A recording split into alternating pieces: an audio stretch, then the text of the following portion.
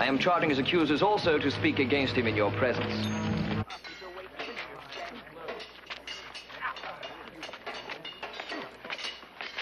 Break. Good. Rub down, then to the bath.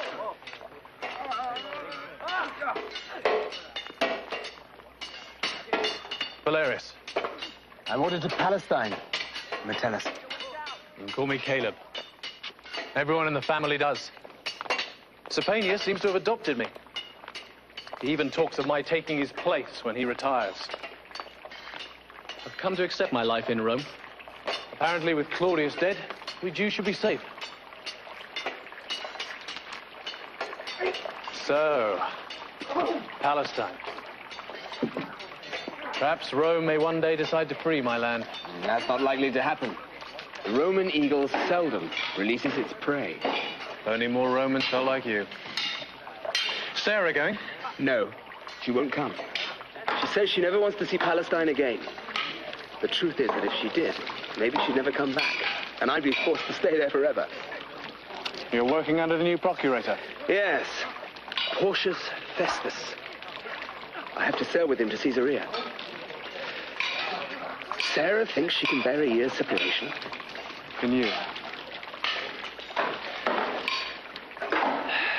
She has our Ruth. I will have nobody. Do you ever think of going back? To start insurrections, kill Porcius Festus and you in the name of a free Israel? Well, I'm married now. Corinna cannot live without me. I need her as I need air. Besides, Nero seems to be willing to make concessions. I heard he freed many of his slaves. He proclaims that music shall tune his empire. We appreciate the courtesy visit, Procurator. We're glad that Roman law is in operation again. It's been asleep for too long. You can blame the functionaries of Rome for that. A change of emperor, a redistribution of the civil service. If you have cases for me to judge, bring them to Caesarea. There is one case that has slept since the departure of the Procurator Felix. The man, Paul. He was questioned by your predecessor and lies in jail in Caesarea, noble Festus. We humbly request that he be sent here to Jerusalem for further investigation of his crimes. Crime? You're sure of those? It's the task of the judiciary to determine whether there are crimes or not. Oh, we're sure. You're sure?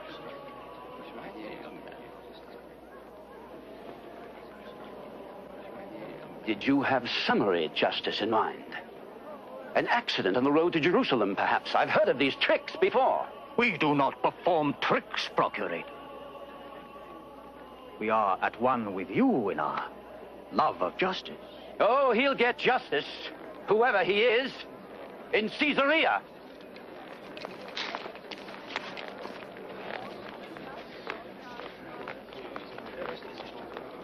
If I speak with the tongues of men and of angels, and have no love, I'm nothing more than a cracked trumpet, a bit of struck metal. I may be able to prophesy, to understand mysteries, to have immense knowledge of all things, able to move mountains even. But if I don't have love, I have nothing. Nothing.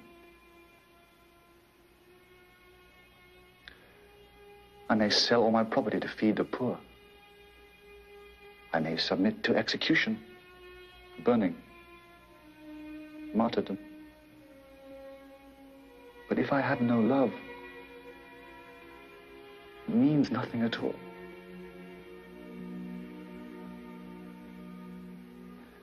Let me tell you what love is like. It's ready to suffer. There's no envy in it. It isn't puffed up, never unseemly, never selfish. Thinks no evil, isn't easily provoked. Love never fails. But not in the way that words fail, prophecies fail, or even knowledge fails. We know a little, prophesy a little. But when the perfect thing comes, love, personified in Jesus, we don't need even that little.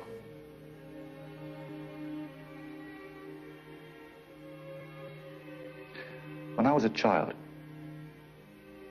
I spoke like a child. But when I became a man, I put away childish things. So the business of knowing more goes on. Now, we see by a mirror darkly. One day, we shall see reality face to face. Now I know in part. Someday,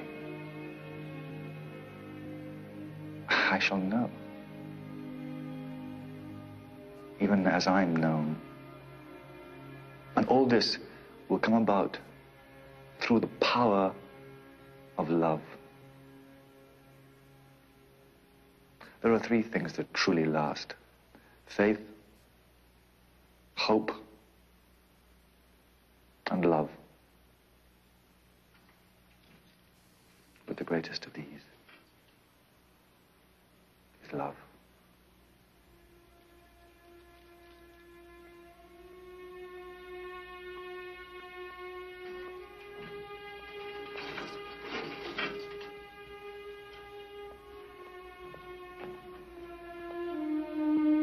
Remember that, whatever it means.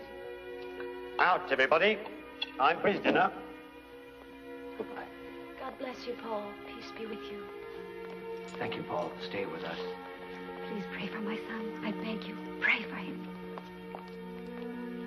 Bless you.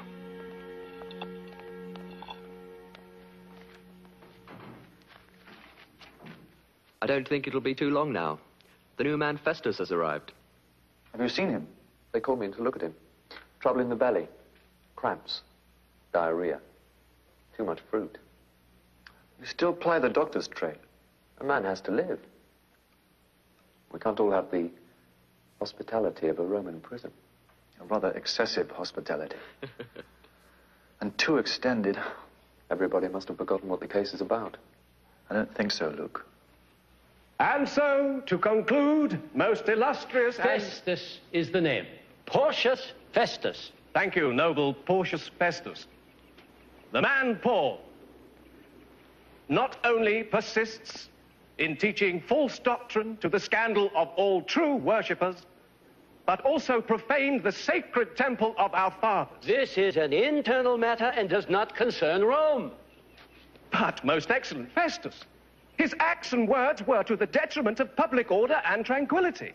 And those are very much the concern of Rome. What does the defendant say? I have done nothing. Neither sin under the law of religion, nor crime under the law of Rome. It's that second part that concerns me. You say you've committed no crime against Caesar. I repeat, neither against the law of the Jews, nor against the temple, nor against Caesar have I sinned at all. Will you go up to Jerusalem and be judged there, before me, of the things of which you're accused? No. I am standing before Caesar's judgment seat, where I have a right to be judged. I have done the Jews no harm. This you know well. No man can hand me over to these accusers. My appeal is to Caesar. You say you're a Roman citizen. Julius Valerius, is that confirmed in the records? It is. Very well. You appeal to Caesar. To Caesar shall you go. No! You must be tried in Jerusalem!